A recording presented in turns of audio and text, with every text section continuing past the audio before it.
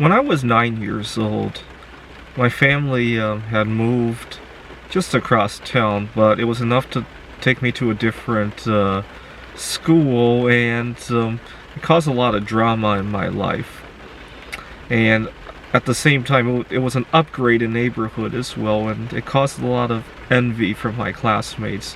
It doesn't help that we lived so close to the school, so I had one of the last bus stops, and all my classmates got to see the nice neighborhood that I lived in, and it didn't help me.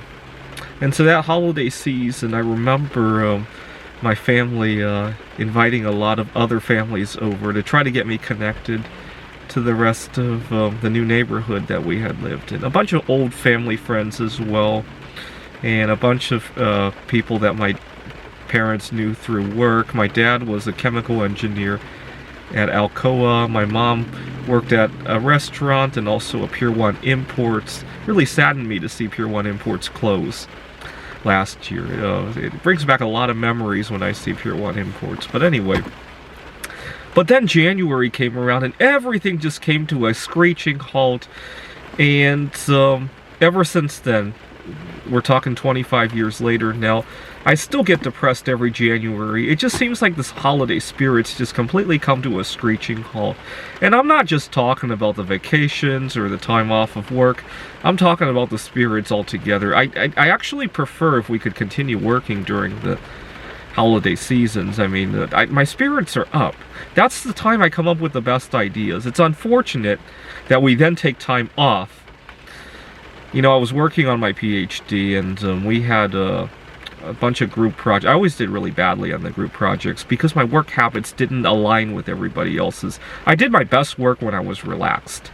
You know, at 2 in the morning, I'll dream about the best ideas. Unfortunately, nobody wants to talk to me at that time. By the time everybody wants to talk to me, either the idea has died down or somebody else has stolen the credit for it, right? My friends and I would be out to a restaurant. I'd come up with the greatest idea on that group project. I'd blab about it, but then somebody else would steal all the credit for it, right? That's the kind of life that I used to live. But anyway, and then January would come around and everything would just come to a thud. And for 25 times in my life, I've experienced that. I hope to avoid that this year. I'm hoping you will join me in commemorating January 6th. Another holiday I thought about was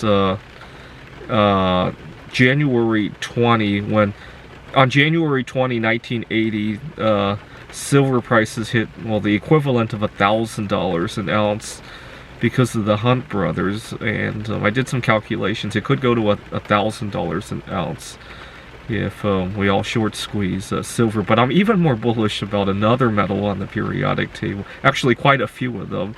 I call them the Bitcoin metals because they begin with a B, an I, and a T. Bonus points if you can name them in this video.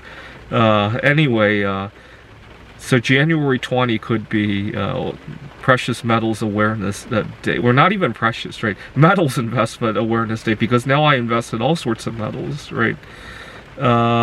Anyway, and then we have a bunch of space disasters in January.